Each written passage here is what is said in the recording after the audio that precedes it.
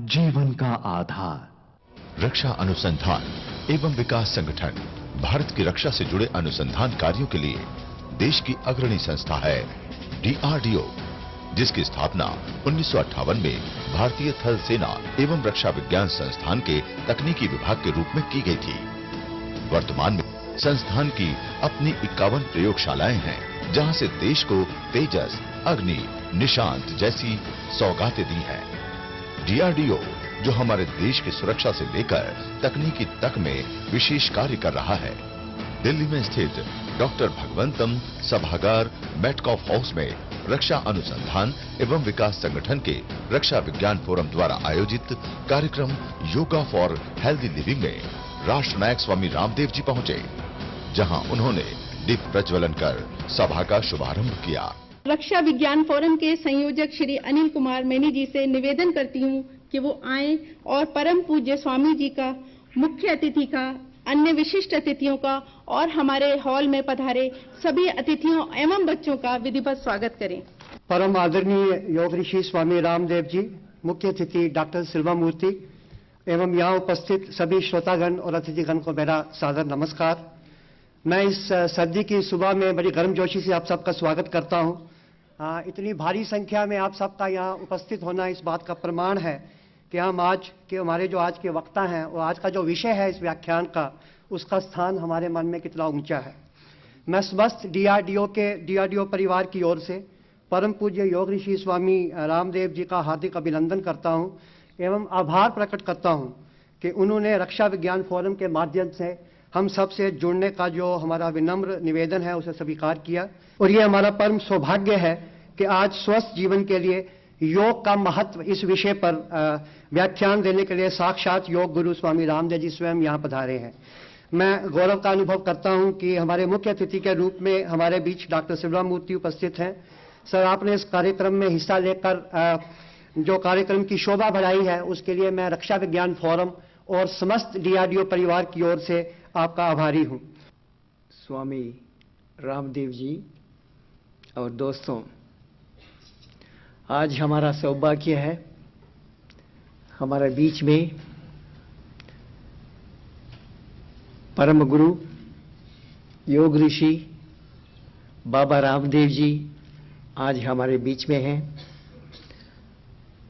इस नया साल में आप सब लोग को हमारे लिए आशीर्वाद देने के लिए स्वामी जी आज हमारे बीच में आए हैं। हम स्वामी जी को टीवी में काफ़ी देखे हैं, आज इनका दर्शन हमारा DRDO की मेटकॉफ हाउस में हम सब लोग को आशीर्वाद और दर्शन भी मिल रहा है। हम DRDO में सिर्फ हथियार नहीं बनाते हैं, हम ऐसा स्पिरिचुअलिटी के ऊपर भी हम जोड़ देते हैं, साइंस एंड स्पिरिचुअलिटी को जोड़ देते हैं। सो इसलिए हाँ, हम बहुत प्रसन्न हैं स्वामी जी, आप हमारे बीच में आए हैं। हम सब आपको भाषण सुनने के लिए और आपका हमारा सब लोग को कैसे योग पहुंचा सकते हैं, स्पिरिचुअलिटी को साइंस के साथ कैसे जोड़ सकते हैं, इसके ऊपर हम आपसे सुनने के लिए बहुत बहुत वेरी एंग्शियस हैं। और हम आपको धन्यवाद कहना चाहता हूं, आप हमारे बीच में आए हैं और आशीर्वाद देंगे, और बहुत बहुत शुक्रिया। देश की सेवा में लगे करोड़ों जवानों की रक्षा के लिए DRDO के वैज्ञानिकों, अधिकारियों और कर्मचारियों को स्वामी रामदेव जी ने योग की दीक्षा दे योग एवं स्वयं के स्वास्थ्य की रक्षा कर राष्ट्र के लिए प्रेरित किया।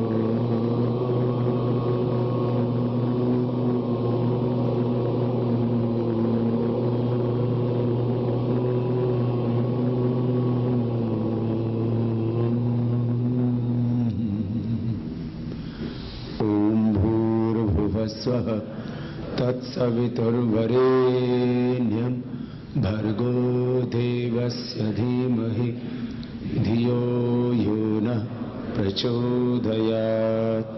ॐ त्र्यम्बकं यजामहे सुगन्धिं पुष्टिवर्धनम् उर्वारुकमिव बन्धनान् मृत्योर्मुक्षीयमामृतात्।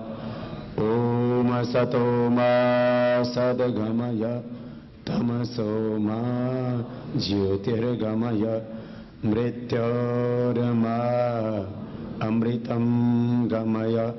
ॐ शान्ति शान्ति शान्तिः।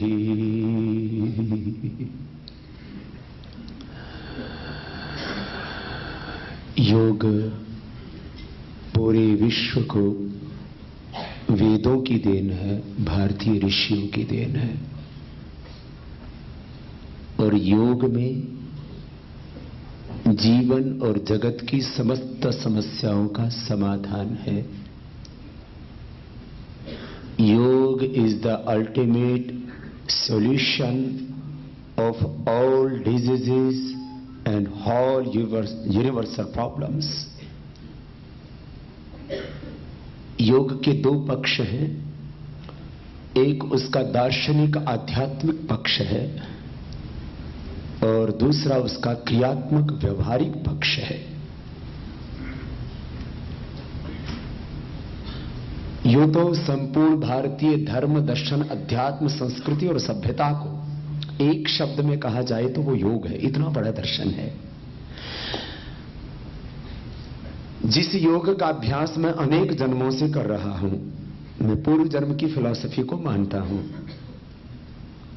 और पुनर्जन्म को भी मानता हूं, क्योंकि मैं अपने भीतर पूर्व जन्म के संचित कर्माशय को, पूर्व जन्म के संचित संस्कारों को, उनके प्रभावों को मैं अपने अंदर देख रहा हूं। और इस पूरी जगत की जो रचना है वह इस बात का प्रमाण है कि पूर्व जन्म भी था, ये जन्म भी है, अगला जन्म भी होगा। एक मेरे से बोले, बाबा इसका कोई प्रमाण दो। मैंने कहा तुम अपने हाथ को देखो, तुम्हारे अंदर कुछ स्वभाव कुत्ते जैसा मिलेगा, कुछ जैसा गधे जैसा मिलेगा, कुछ हाथी जैसा मिलेगा, कुछ शेर जैसा मिलेगा, कुछ चींटी जैसा मिलेगा, कुछ सांप जैसा मिलेगा। कुछ लोग डसते रहते हैं दूसरों को। कुछ आपके अंदर स्वभाव गाय जैसा मिलेगा। हम हमारे भीतर, इंसान के भीतर सारे जीव जंतुओं जैसा, वो स्वच्छंद आकाश में जैसे पक्षी उड़ते हैं ना, ऐसे हमारा कुछ स्वभाव पंछियों जैसा है, कुछ स्वभाव हमारी जीव मछलियों जैसा है, कुछ स्वभाव मतलब जलचर जिनको बोलते हैं मगरमच्छ जैसा भी है। योग इतना बड़ा विषय है। मैं इसकी कुछ बातें, मैंने कहा जो मैंने अनेक जन्मों से योग के बारे में जो कुछ पाया, इस जीवन में पाया, वो सब कुछ उसके सार तत्व देख ही जाऊंगा आज आपको, क्योंकि आप सभी बहुत प्रबुद्ध हैं, आपका मस्तिष्क बहुत उन्नत है और योग का काम भी है ये, हमारे मस्तिष्क को उन्नत बनाना। मैं योग के अलग अलग पक्ष जिनको मैंने महसूस किया है, क्योंकि मुझे इस देश वासियों को सुनते हुए करीब 10-12 साल तो टीवी पर हो गए हैं और फिर भी मुझे सुनते, और जब तक रहूंगा तब तक सुनेंगे। एक बोले योग जैसा नीरस विषय, और वही कपालभाति, वही अनुलोम विलोम, फिर भी लोग सुनते हैं, फिर भी करते हैं। मैंने कहा ये तो बात, उसके डिफरेंट एस्पेक्ट्स मैं आपके बीच में रखता हूं। तो आज मैं बहुत सी बातें सूत्र रूप में आपको कहने आया हूं और प्रैक्टिकल अभ्यास भी बताऊंगा आपको। सबसे पहले हमने ओम का उच्चारण किया। क्यों? मैं बचपन में से मुझे याद है, जब से मैंने होश संभाला तो मैं हर विषय के आगे क्यों लगाता था, क्यों, और जहां क्यों लगता है, जहां क्वेश्चन पैदा होता है, जहां लॉजिक होता है, वहां विज्ञान पैदा हो जाता है। क्यों और कैसे? हमारे दो मस्तिष्क हैं, एक बायां एक दायां। बाएं मस्तिष्क में प्रश्न पैदा होते, तर्क पैदा होता है, दया मस्तिष्क श्रद्धा करुणा प्रेम विश्वास से भरा हुआ है। नहीं तो आदमी के मन में खाली प्रश्न ही पैदा होते रहे तो आदमी जीवित नहीं रह सकता, किसी पर भरोसा भी नहीं कर सकता, पागल हो जाएगा। तो योग का काम है दोनों मस्तिष्कों को संतुलित करना। मैंने प्रश्न किया प्रारंभ में, मैं उत्तर भी दूंगा, और मैं एक तरफ चाहता हूं कि आपके भीतर ज्ञान की पराकाष्ठा हो और दूसरी तरफ श्रद्धा का भी उत्कर्ष हो, दोनों चीजें। ओम क्यों बोलना? ओम कोई मजहबी शब्द नहीं है और कोई व्यक्ति का नाम नहीं है, जैसे राम, कृष्ण, बुद्ध, महावीर, हनुमान जी, ये सब देवी देवताओं के नाम हैं। देवी देवताओं में और जगदम्बा, सरस्वती, माता पार्वती, सीता आदि। फिर ऐसे ही पैगंबरों के नाम हैं, मोहम्मद साहब आदि, ईसा मसीह आदि, और तीर्थंकरों के नाम हैं। ये कोई नाम नहीं है किसी व्यक्ति का, इसलिए क्योंकि सांप्रदायिक शब्दों का संबंध किसी न किसी व्यक्ति विशेष से होता है। ये कोई सांप्रदायिक शब्द नहीं है, ये डिवाइन वॉइस है। दरअसल ऐसा शोध किया गया कि कुछ लोगों से बोला कि भाई हम ओम, ये शब्द तो जो है भारत से आया है, तो इसमें शायद कहीं कोई संप्रदाय या कोई मजहब इसके साथ जुड़ा हुआ है। तो बोला हम ओम नहीं बोलेंगे। तो बोले तुम क्या बोलना चाहते? बोला हमको वन बुलवाओ। तो उनसे ऐसे सांस भरवा के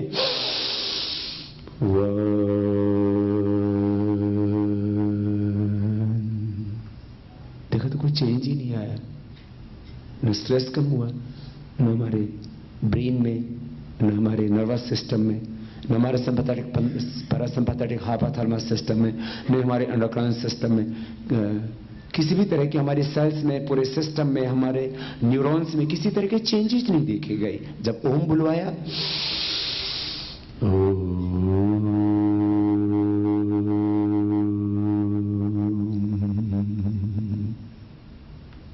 तो उसमें देखो सब चेंज आ रहा है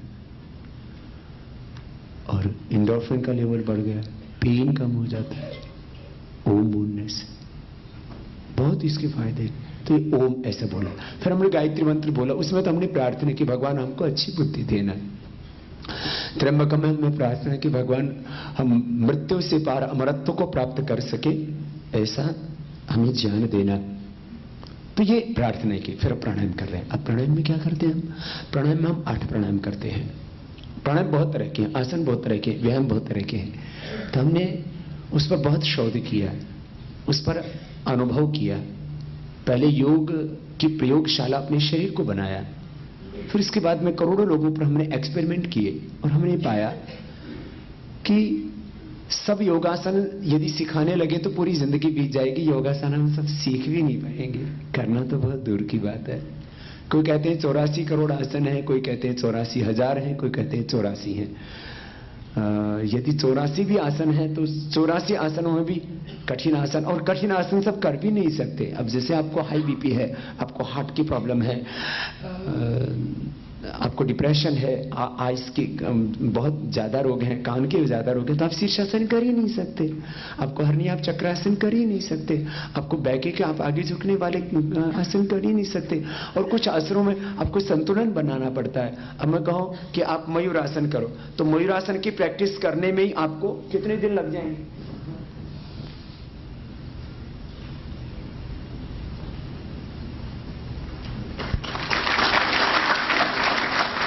आपको अब मयूरासन करने में ही आपको 1-2 महीना तो लग ही जाएगा। और फिर भी थोड़ी चूक हुई, पता लगा फर्श पे मयूरासन कर रहे थे, आगे दांत लगे, बत्ती सी बाहर आ गई। कठिन आसन। शीर्षासन करने लगोगे, गिरोगे, पड़ोगे, और फिर बीपी आई है तो दिक्कत हो सकती है। हाँ, सच्ची बात कर रहा हूं आपको। कितना बड़ा आश्चर्य है, आप सोचिए। अभी हमारे यहाँ इंटरनेशनल योग कॉन्फ्रेंस हुआ, अभी पूरा ही हुआ है। पूरी दुनिया के साइंटिस्ट आए हुए थे। वहां मैंने एक बात कही, जब किसी ने एक प्रश्न किया मुझसे कि क्या योगी मृत्यु को जीत सकता है, और योगी की आयु की